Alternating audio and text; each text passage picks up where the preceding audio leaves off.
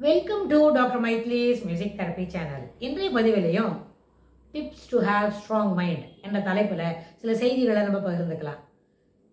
மனதில் உறுதி வேண்டும் என்ற தலைப்பில் எத்தகைய செயல்பாடுகளை நாம் கடைபிடிக்க வேண்டும் மனதில் உறுதி வருவதற்கு என்ற அடிப்படையில் சில செய்திகளை நம்ம பார்க்கலாம். இந்த வகுப்பறையில் நல்லபடியாக படிக்கணும், நம்மளோட அசைன்மெண்ட்லாம் சிறப்பாக பயன்படுற அளவுக்கு செய்து தரணும் அப்படி நம்ம யோசிக்கிறோம் அப்படின்னா அந்த யோசிக்கிறதுக்கு மாணவ பருவத்தில் இருக்கும்பொழுது உறுதியை வளர்த்து கொள்ள வேண்டும். என்ன மாதிரி உறுதி இருக்கும்? அது மாணவியாக இருந்தாலும் படிக்கிற நேரத்தில், அதாவது 12 வயது தாண்டி இருக்கு இல்லை, இப்போ தான் நிதானமாக என்ன செய்கிறோம், நம்மளோட அடோலசன்ஸ் பீரியட்குள்ளே வரப்போகிறோம், பியூபர்ட்டி அட்டைன் பண்ணியிருக்கிறோம் அப்படின்னு சொன்னால் அந்த நிலையில் என்னெல்லாம் நம்மளோட உறுதியை வளர்த்துக்கிறது, என்ன செயல்கள் எல்லாம் நம்மளுடைய உறுதியை மேலும் உறுதிப்படுத்தி தரும். என்ன உறுதி இருக்கணும்? அப்போ அந்த வயதில் நிச்சயமாக நல்லா படிக்கணும், கவனம் முழுக்க படிப்பில் தான் இருக்கணும், வேறு எங்கேயும் சிதறதுக்கு நம்ம என்ன பண்ணக்கூடாது, இடம் கொடுக்கக்கூடாது, சகாவாக இருக்கணும். இப்போ சில ஜோக்கெல்லாம் சொல்கிறாங்க, நம்ம 4 பேர் ஃபெயில் ஆகிட்டோம், 4 பேர் சேர்ந்து ஊரெல்லாம் சுற்றுவோம்னு. நோ நோ நோ, அப்படி இல்லை. ஃபெயில் ஆகிட்டோம்னா what is the reason behind it? சரியாக படிக்கலையா, படிக்கிறதுக்கு நம்மளுக்கு என்னவான ஏதாவது வசதி குறைவாக இருக்கா, நோட்ஸ் இல்லையா, இல்லை அசைன்மெண்ட் எல்லாம் மறந்துட்டு போயிடுறோமா, இல்லை படித்ததெல்லாம் நினைவில் இல்லையா, how to have it in your mind, அதை படிப்பில் மனம் என்ன கூர்ந்து கவனிக்கலையா, இல்லை கவனம் ரொம்ப சிதறி போகிறதா, அப்படின்னு நிறைய கேள்விகள் இருக்குது. அந்த ஒரு கேள்வியும் எது இல்லையோ அதெல்லாம் டிக் மார்க் பண்ணிட்டு அதுக்கு ஒரு முக்கியத்துவம் கொடுத்து படித்தா எல்லாராலையும் படிக்க முடியும். ஆனால் அதற்கு என்ன செய்யணும், போதுமான அளவுக்கு கணிசமாக அதில் நேரம் செலவாக்கணும். செலவுங்களுக்கு ஒரு 2 மணி நேரம் படித்தாலே நல்லா படித்ததா கணக்கில் வரும். ஆனால் நிறைய பேருக்கு 2 மணி நேரம்லாம் படித்தா போதவே போதாது. ஏன்னு கேட்டால் 2 மணி நேரம் புத்தகத்துக்கு முன்னாடி உட்காந்துருப்பாங்க, அதில் ஒரு 15லேருந்து 25 நிமிஷத்துக்கு மேலே அவங்களால படிச்சிருக்கவே முடியாது. அது மாதிரி more over they are having the wandering mind. Wavering mind வேற, வேண்டரிங் மைண்டு.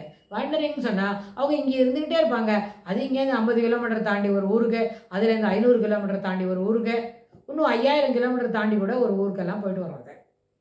அது போயிட்டு தான் வரும், போய்கிட்டே இருக்கும். வருமானத்து சந்தேகம் தான், வரத்துக்கு இன்னும் 1 மணி நேரம் 1.5 மணி நேரம் கூட ஆகும். சிலப்போ வரும், சிலப்போ வரவே வராது.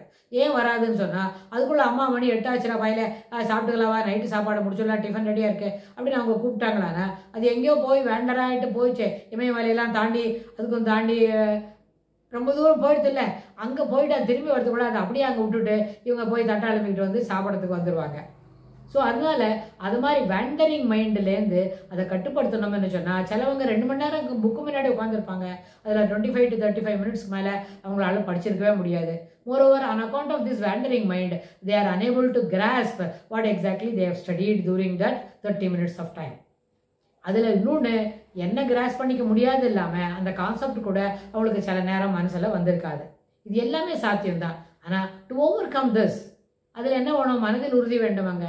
How to overcome this அப்படின்னு கேட்டால், to overcome this what to do, அது செஞ்சுக்கலாம். How to overcome this ரெண்டுமே ஒன்று தான். அந்த நேரத்தில் முதல்ல அதுபோல் வேண்டரிங் மைண்ட் இருக்கிறவங்க என்ன செய்யணும்னு கேட்டால் எல்லா பாடத்தையும் உறக்க வாசிக்கணும், வாய் விட்டு படிக்கணும். அது அசைன்மெண்ட் எழுதுறதான தவிர மற்றபடி ரீடிங்னு சொன்னால் reading should be loud, allowed. அதாவது மனதில் இருக்கிற செய்தியை மறக்கணும்னு சொன்னால் வாய் விட்டு படிக்கணும்.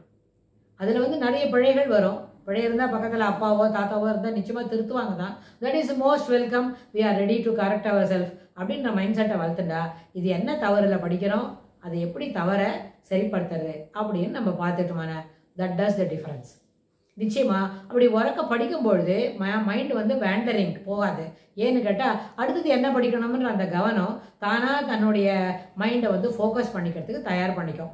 அதனால் wandering mind can easily be controlled, can easily be controlled எப்படின்னு சொன்னால் பை ரீடிங் அலவுட். எந்த பாடமாக இருந்தாலும், it is related to subject, லாங்குவேஜாக இருந்தாலும் இல்லை சயின்ஸ் சப்ஜெக்டாக இருந்தாலும் அந்த பாடத்தை ஸ்டில் இட் கெட்ஸ் கண்ட்ரோல்டு. அந்த வேண்டரிங் மைண்டு ஒரு கட்டுப்பாட்டுக்கு வந்து குறிப்பிட்ட ஒரு 2 கிலோமீட்டர் தூரம் போயிட்டு வந்தால் போகிறோம். 5000 கிலோமீட்டர் போகிறத எப்படி பிடிச்சி இழுத்துன்னு வர்றது ரொம்ப கஷ்டம். Instead it can wander only. மனசுன்னு தத்துவமாக சொன்னாலே, மனசும் என்று சொன்னாலே அது என்ன பண்ணும், ஒரு இடத்த விட்டு குரங்கு போல தாவிக்கிட்டே தான் இருக்கும். மனம் ஒரு குரங்கு தான். ஆனால் அந்த மனத்தை கட்டுப்படுத்தணும்னு சொன்னால் அது இங்கே பெரிய பெரிய மரம் 5000 கிலோமீட்டராக தாண்டி போகிறது கேட்டாலும் ஜஸ்ட் 1 கிலோமீட்டர் ஒரு 2 feet தாண்டி போகிறது அப்படின்னு சொன்னால் that is very much easier to control the mind. அதனால் even though if you are டேர்மிங் இட், அதுக்கு வந்து ஒரு என்ன நோமன் கிளேச்சர் மாதிரி ஒன்று கொடுக்குறோம். மனம் என்ன சொன்னால் அது ஒரு குரங்கு எப்பொழுதும் தாவிக்கொண்டே இருக்கும் அப்படிலாம் நம்ம சொன்னால் கூட, அப்படி தாவிக்கொண்டு இருக்கிற குரங்கா ஆனாலும் அந்த மனதை என்ன பண்ணோம் கட்டுப்படுத்த முடியும். கட்டுப்படுத்துறது எளிதுதான் அப்படின்னு சொன்னால் அந்த பாடத்தில் இருக்கிற டெக்ஸ்ட் புக்கில் இருக்கிற பாடத்தை இல்லைன்னா அசைன்மெண்ட்டில் ஏதோ ஒரு கேள்விக்கு பதில் மனப்பாடம் பண்ணணும், இல்லைன்னா ஒரு கட்டுரையை பார்க்காம எழுதணும் அப்படின்னு சொன்னால் அந்த பாடங்களை நல்ல வாய் விட்டு உறக்க, இப்போ நம்ம எப்படி பேசுகிறோமோ அது போல் வாய் விட்டு அது வேகமாக படித்தா 2-3 தடவை படிக்கும் பொழுது அந்த ஸ்லக்கிஷ்னஸ் இருக்கே அந்த ஸ்லக்கிஷ்னஸ் போயிடும். அதே நேரத்தில் வேண்டரிங் மைண்டு கூட என்ன பண்ணோம் ஒரு கட்டுப்பாட்டு ஒரு கை கட்டுற தூரத்துக்குள்ளே வந்துடும். Then it is very much easier to control it further. தேர்வை அடுத்த பாடங்களை நம்ம சிறப்பாக அதே ட்ரெண்டில் நம்மளால் படிக்க முடியும்.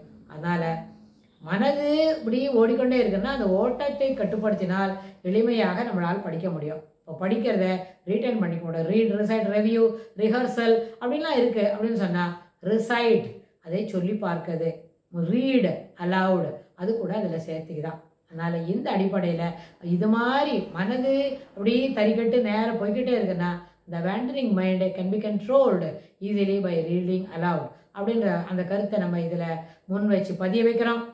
அந்த பதிவுக்கு சிறப்பான என்ன இதை பயன்படுத்திக்கணும். ஆசிரியர்களும் தாய்மார்களும் வகுப்பில் இருக்கிற மாணவர்களும் பயன்படுத்திக்கணும்னு கேட்டுக்கிறோம். இதுக்கு தொடர்புடைய அடுத்த செய்திகளை நம்ம என்ன பண்ணலாம் அடுத்த பதிவில் பார்க்கலாம். ஆனால் இதுபோல் ரீட் அலவுட் என்கின்ற உறுதியை வளர்த்து கொள்ள வேண்டும் என்றும் நம்ம சொல்லிக்க விரும்புகிறோம். தேங்க்ஸ் ஃபார் வாட்சிங்.